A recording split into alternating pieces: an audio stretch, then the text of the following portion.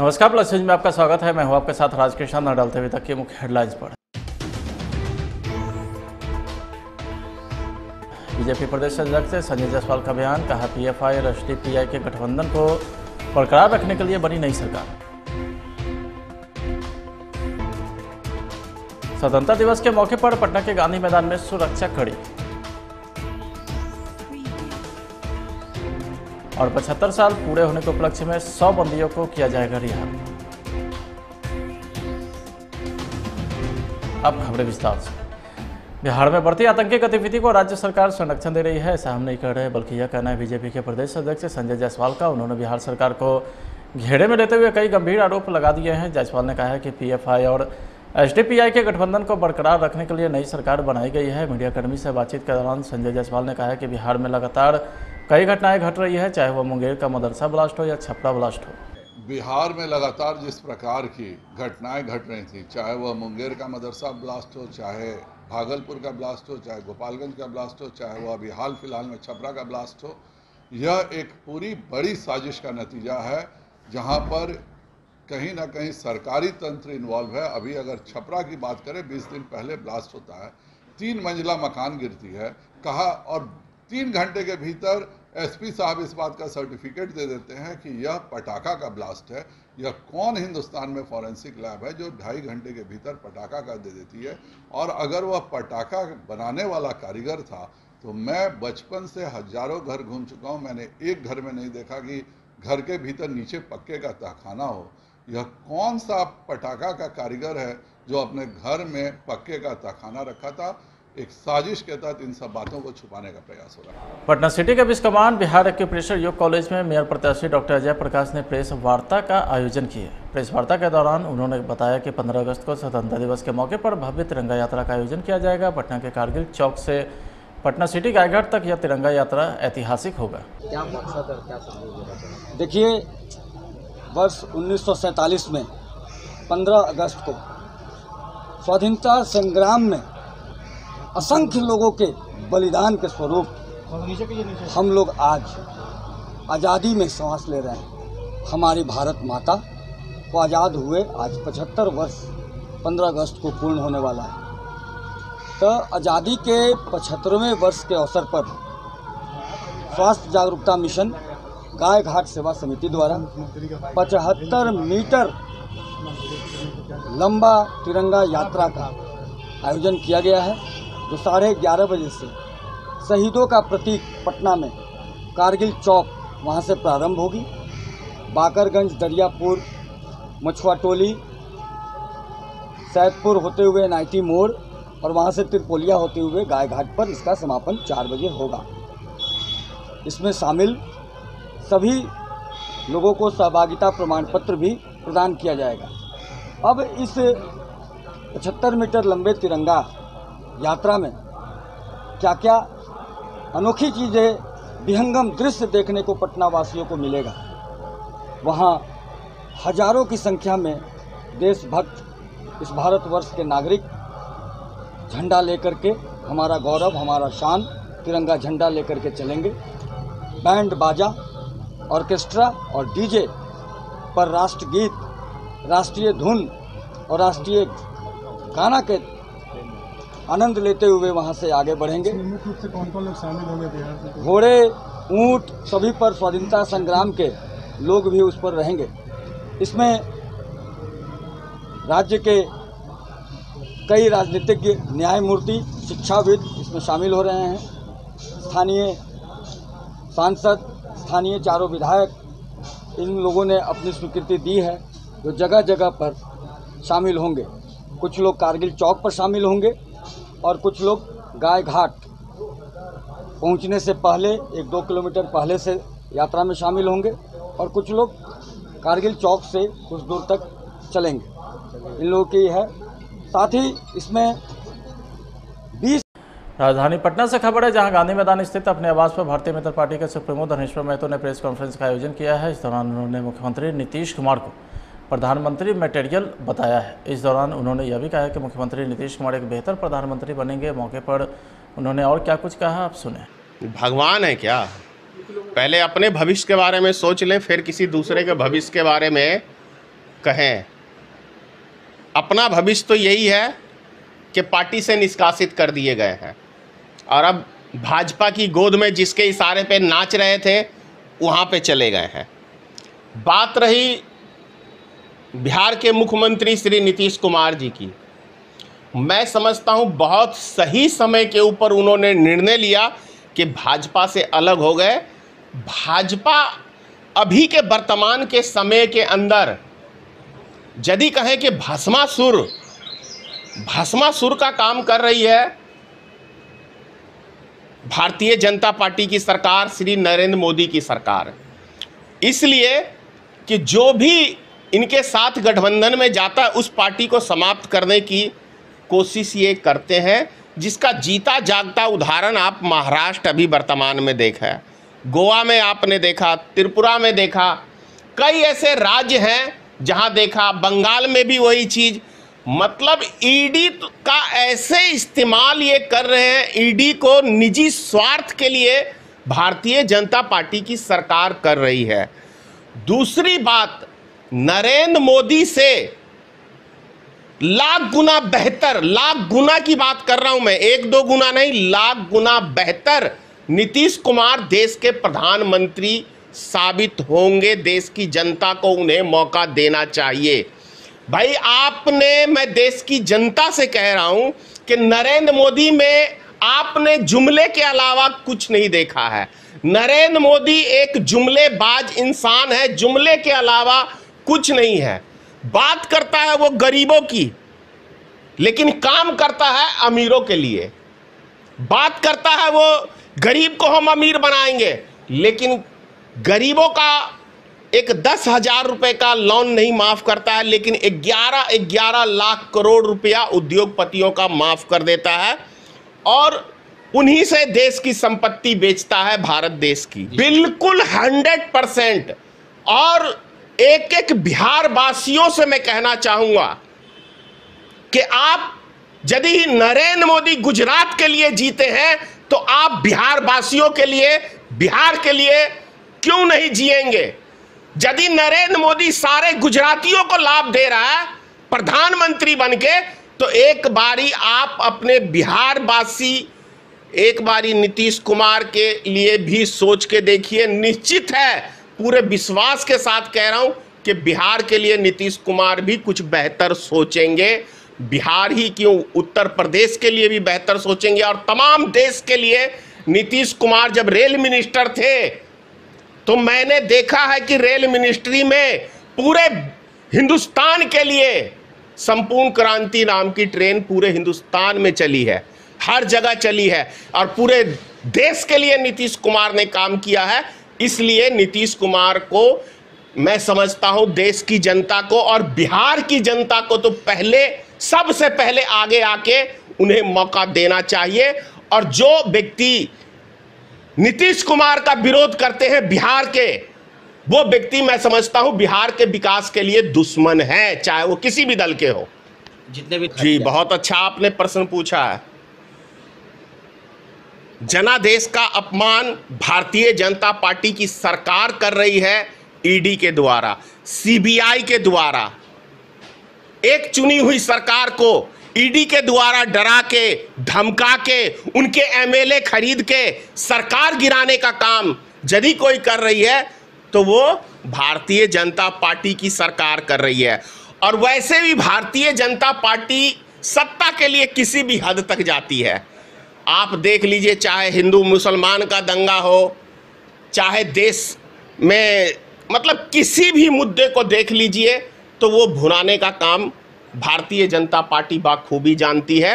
और रोड पे नाचना भारतीय जनता पार्टी का, जब ही सत्ता चला जाता है तो ये रोड पे कैसे नाचते हैं आप बाखूबी देखते हैं। देखिए, जब सत्ता से बाहर थी स्मृति ईरानी को देख लीजिए कैसे नाचती थी।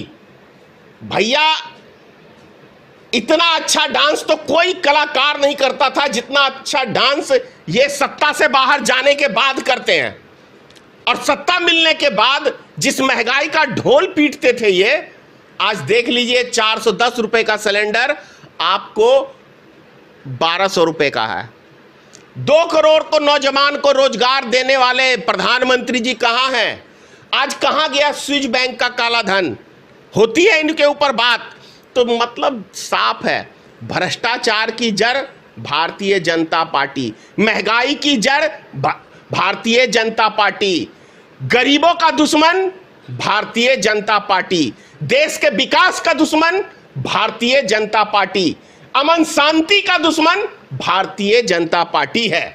बिहार में नई सरकार के गठन के बाद पटना के माले ऑफिस में प्रेस वार्ता का आयोजन किया गया। प्रेस वार्ता का आयोजन में माले सुप्रीमो दीपंकर भट्टाचार्य मीडिया को संबोधित किया। आइए सुनते हैं वो क्या कुछ कहते हैं। इस पर राय मशविरा की कि पार्टी को किस रूप में अपनी भूमिका निभानी चाहिए। तो महागठबंधन में हम थे, आज भी हैं, और अब तो महागठबंधन के साथ नीतीश जी भी आ गए, जीतन राम मांझी जी भी आ गए। सबका स्वागत है। और जो सरकार बनी, हमने कहा कि सरकार के गठन में हमने भी साथ दिया है, समर्थन दिया है। अब हम उम्मीद करते हैं कि ये सरकार भारतीय जनता पार्टी के खिलाफ बनी है। तो भारतीय जनता पार्टी ने लंबे समय तक जो बिहार पर एक दमन चलाया और आज पूरे देश में जो भारतीय जनता पार्टी का पूरे उसके सरकारों का जो चरित्र बन गया है, तो बिहार में ये नई सरकार इसका कारगर ढंग से मुखालफत करे, इसका विकल्प बने और इस दिशा में ये सरकार चल सके। हम इसमें पुरजोर सरकार की मदद करेंगे। नीतीश जी से हम मिलेंगे और दो बात ज़रूर हम सबसे पहले कहेंगे इस नई सरकार से कि पहली बात कि नई सरकार का एक न्यूनतम साझा कार्यक्रम बनना चाहिए। अभी चुनाव में हम लोग अलग अलग थे, तेजस्वी जी का, हम लोगों का, महागठबंधन का। एक बिहार की जनता के सामने हमारा एक संकल्प पत्र था। नीतीश जी के अपने साथ निश्चय थे, उनके भाजपा के साथ मिलकर के 19 लाख रोजगार देने का अपना अलग वादा था। तो अब जो सरकार बनी है, हमें लगता है कि बिहार की जनता ज़रूर ये जानना चाहेगी कि ये जो नई सरकार बनी, ये भाजपा को बाहर रख करके बनी है, इतनी बात तो स्पष्ट है। लेकिन इस सरकार का कार्यक्रम क्या होगा, इस सरकार जनता को क्या देगी, कैसे देगी, तो इस पर एक घोषणा होनी चाहिए। तो पहली बात हमें लगता है कि एक कॉमन मिनिमम प्रोग्राम, एक न्यूनतम साझा कार्यक्रम, इसका बिहार को इंतज़ार है।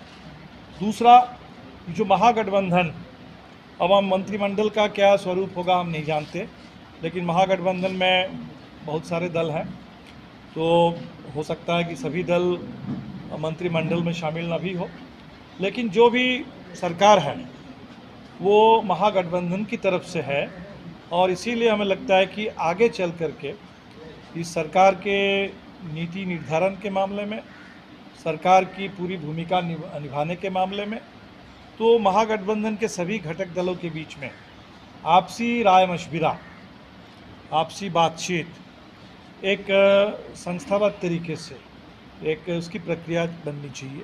और हमारे हिसाब से हम इसको एक समन्वय समिति के रूप में देखना चाहते हैं।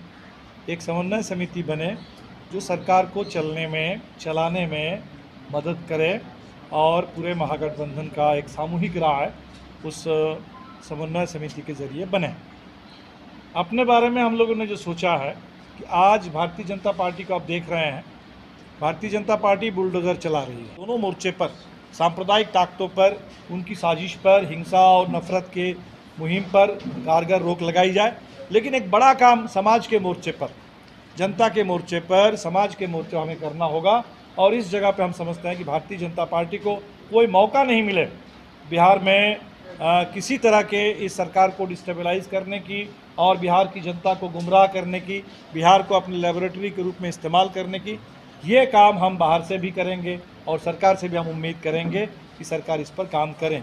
नीतीश जी से हम लोग मिलेंगे, हम कुछ बात नीतीश जी से ज़रूर रखेंगे और जो भी नीतीश जी से हम बात रखेंगे वो आपसे भी शेयर करेंगे, बात हो जाए तब। लेकिन कुछ बात हमने मोटे तौर पर कह दिया कि हमारी उम्मीद है कि एक कॉमन मिनिमम प्रोग्राम बने। हमारी उम्मीद है कि बिहार में एक समन्वय समिति बने। नीतीश जी जो काम करना चाहते थे और भारतीय जनता पार्टी के चलते जो काम कभी नहीं किया जा सका, मसलन भूमि सुधार आयोग, मसलन शिक्षा सुधार का काम, वो सारा जो लंबित एजेंडा है वो एजेंडा को फिर से एक बार उस पर लौटने की ज़रूरत है।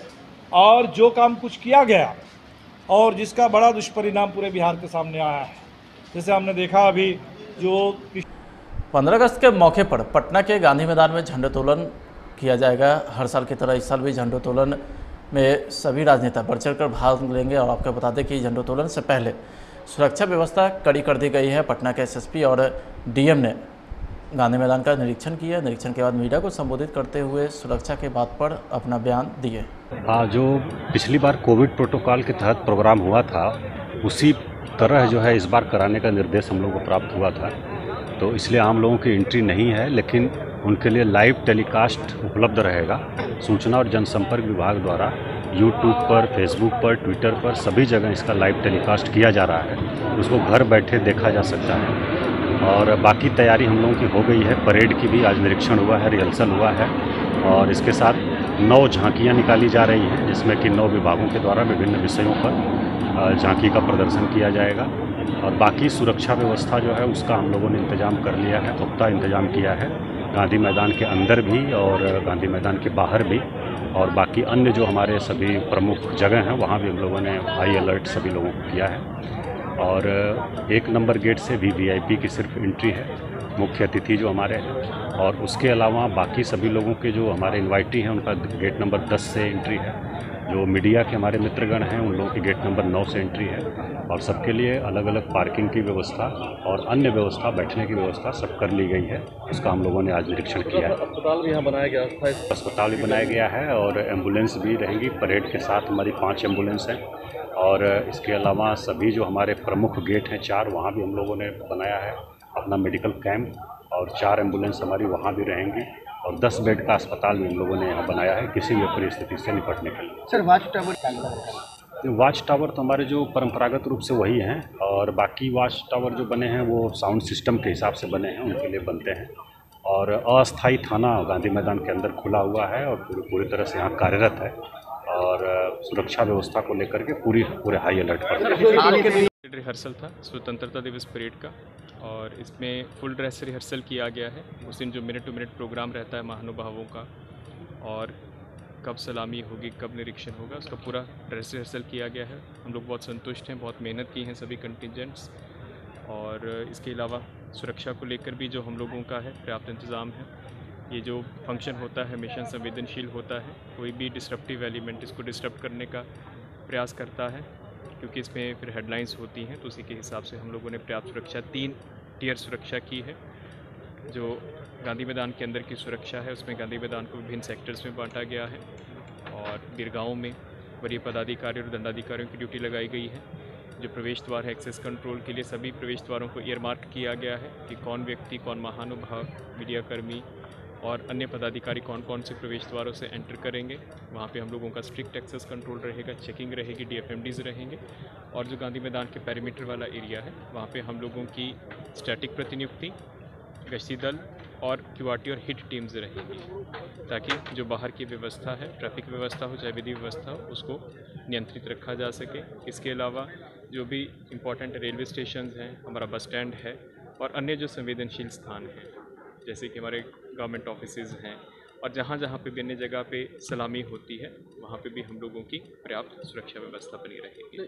शहर के फजलगंज स्थित न्यू स्टेडियम में जिलाधिकारी धर्मेंद्र कुमार, पुलिस अधीक्षक आशीष भारती ने स्वतंत्रता दिवस को लेकर चल रही तैयारी और स्वतंत्रता दिवस परेड के पूर्वाभ्यास का निरीक्षण किया है। निरीक्षण के दौरान डीएमएसपी ने समारोह स्थल पर रिहर्सल परेड का निरीक्षण करते हुए तिरंगे झंडे को सलामी दी, जहां परेड में शामिल जिले के पुलिस बल, महिला पुलिस बल, सैप होमगार्ड जवानों का नेतृत्व एवं संचालन सार्जेंट मेजर ने किया। चितनारायण जी, अनु जी, संजीव और जितने भी हमारे यहाँ पे अधिकारीगण मौजूद है, सिपाहीगण पुलिस के हमारे जितने भी स्टाफ मौजूद हैं, सभी लोग को स्वतंत्रता दिवस की ये जो सेलिब्रेशन हो रहा है उसके लिए बधाई, शुभकामना है।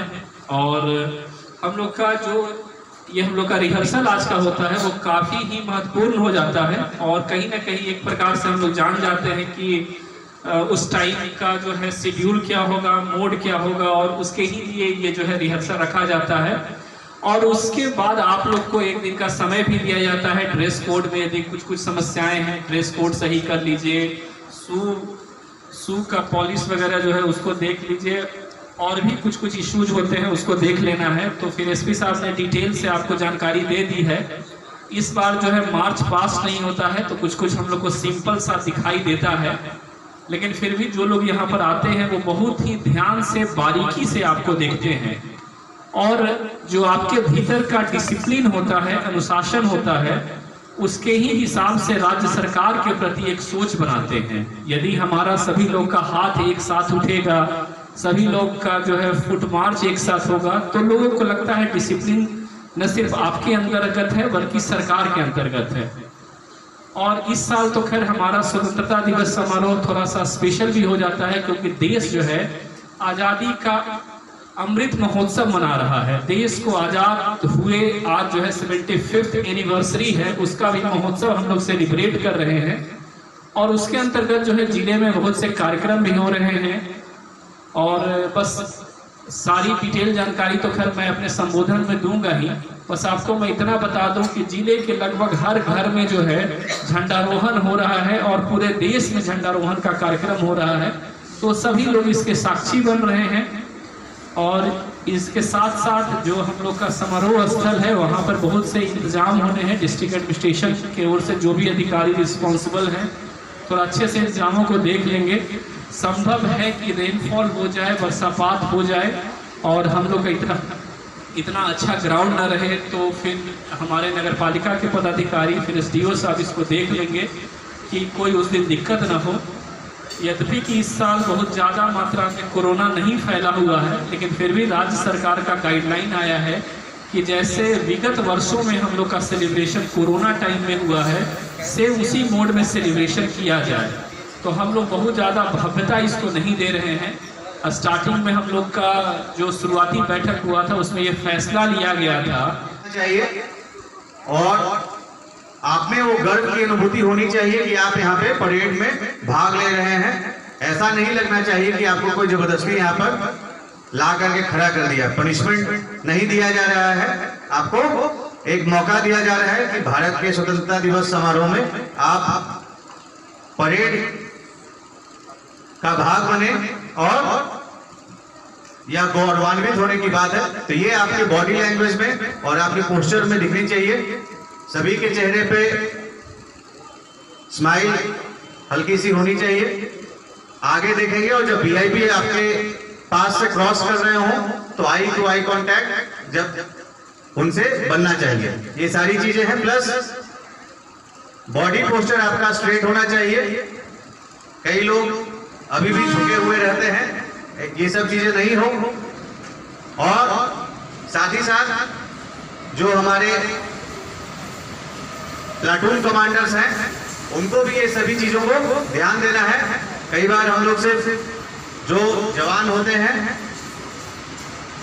उनके बारे में ही सिर्फ ये बातें नहीं है, बल्कि प्लाटून कमांडर्स को भी वो ध्यान देना है। सभी अपनी वर्दी को अच्छे से तैयार करवा लेंगे और 15 अगस्त को एक बेहतरीन परेड का आप लोग मुजाहरा करेंगे। आप सभी लोगों का परेड अच्छा है, लेकिन इन सभी बातों को ध्यान देने से और भी बहुत अच्छा हो जाएगा। हम लोग चाहेंगे कि आप यहाँ के जो रोहतास जिले के सभी नागरिकगण हैं, मीडिया बंधु हैं, उनको आप ऐसा परेड दिखाएं जिससे उनमें जोश भर जाए और उनमें पुलिस के प्रति, सरकार के प्रति एक बेहतर सुरक्षा भावना जागृत हो। ऐसा आपके परेड के माध्यम से लगना चाहिए। तो आप सभी लोगों को स्वतंत्रता दिवस की हार्दिक शुभकामनाएं और मैं चाहूंगा कि आप लोग उसमें अपना सर्वश्रेष्ठ परेड का प्रदर्शन करें। धन्यवाद। आज़ादी का अमृत महोत्सव यानी आज़ादी के 75 साल पूरे होने के उपलक्ष्य में जिले के दोनों मंडल कारा से कुल 100 बंदी को रिहा मिलेगी। इस संदर्भ में जिला विधिक सेवा प्राधिकार के सचिव छेलीराम ने बताया कि नालसा के निर्देश पर गठित अंडर ट्रायल रिव्यू कमेटी के द्वारा बैठक कर 100 कैदियों को रिहाई के लिए चिन्हित किया गया है, जिसमें मद्य निषेध अधिनियम मामले में बंदी 30 महिलाएं भी शामिल हैं। बिहार राज्य विधिक सेवा प्राधिकार पटना के निर्देश के आलोक में अंडर ट्रायल रिव्यू कमेटी के बैठक की गई है, जिसकी अध्यक्षता माननीय जिला एवं सत्र न्यायाधीश अरुण कुमार श्रीवास्तव द्वारा की गई। इस कमेटी में जिला पदाधिकारी श्री धर्मेंद्र कुमार जी एवं पुलिस अधीक्षक आशीष भारती जी, एवं दोनों कारामंडल रोहतास एवं विक्रमगंज के काराधीक्षक उपस्थित हुए। मीटिंग के दौरान यह हम लोग निर्णय लिए कि सासाराम मंडल कारा में बंद करीब 54 बंदी ऐसे हैं जिसको अमृत आज़ादी के अमृत महोत्सव के 75वें वर्ष में माननीय नालसा एवं डालसा के निर्देश कालोक में छोड़ना है। उसी तरह विक्रमगंज न्याय मंडल में भी करीब 45 बंदी ऐसे हैं जिसको छोड़ने के हमारी कमेटी ने अनुशंसा की है। इस तरह कुल मिलाकर करीब 100 बंदियों को हम लोग 15 अगस्त के उपलक्ष्य में उन लोगों को जमानत दिलाकर या रिहाई कराने के लिए हम लोगों ने अनुशंसा किया है और सभी न्यायालयों में एक पत्र जारी किया है कि आप लोग विशेष रूप से प्रायोरिटी देकर इस बंदियों पर सहानुभूति पर विचार करते हुए छोड़ने की कृपा कीजिए। वहीं मधुबनी के लदनिया में थाना पुलिस के द्वारा विभिन्न मामलों में शराब तस्कर से जब्त किए गए नेपाल निर्मित देशी शराब को थानाध्यक्ष संतोष कुमार सिंह की मौजूदगी में विनष्टीकरण कार्य को पूर्ण किया गया। तो वहीं इस कार्य को संपन्न कराने के लिए अंचल पदाधिकारी लदनिया निशित नंदन को दंडाधिकारी के तौर पर प्रतिनियुक्त किया गया था।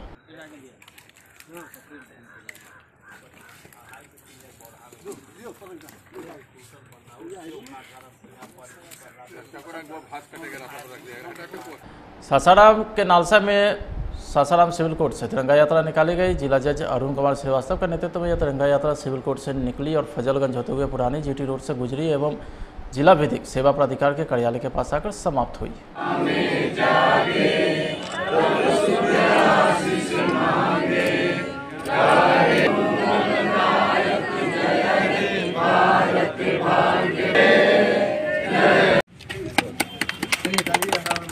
भारत माता की। पटना सिटी के अगमकुआं मंडल की ओर से वार्ड 57 में प्रभात फेरी तिरंगा यात्रा निकाली गई, जिसमें अजय पंडित, विनय केसरी, राजू गुप्ता सहित दर्जनों बीजेपी कार्यकर्ता शामिल हुए।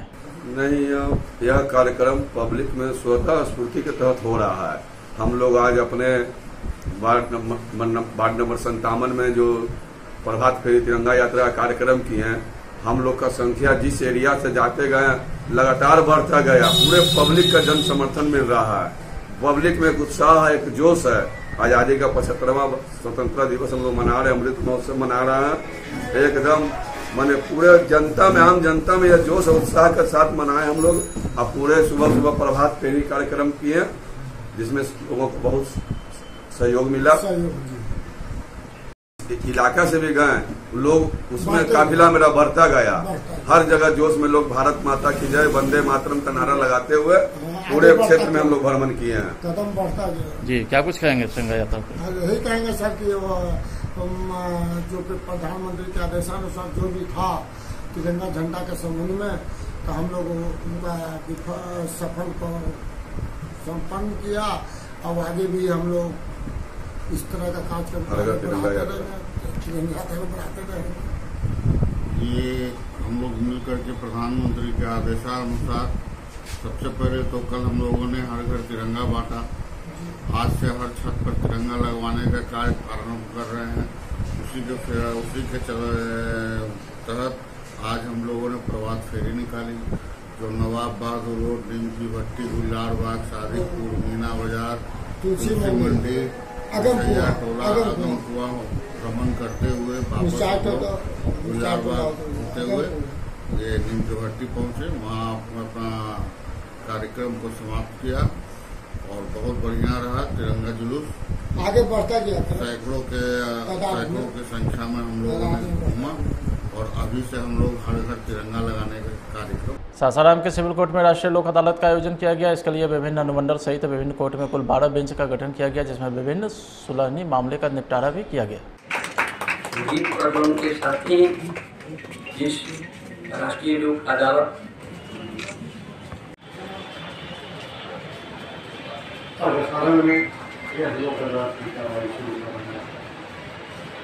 एडीएम साहब, डीएसपी साहब, न्यायिक पदाधिकारीगण, विद्वान अधिवक्तागण एवं उपस्थित वार्डकारियों एवं प्रिंट मीडिया के लोग, आज इस लोक अदालत में हम लोग उपस्थित हुए हैं इस उद्देश्य के साथ कि हम लोग अधिक से अधिक वार्डों का निष्कर्ष है, उनको उन्होंने मोटिवेट किया और इस व्यवस्था को एक नई जीवंत रूप जो आज़ादी की सालगिरह हम लोग। फिलहाल आज के खंड में इतना ही। अब देखते रहिए प्लस न्यूज़। नमस्कार।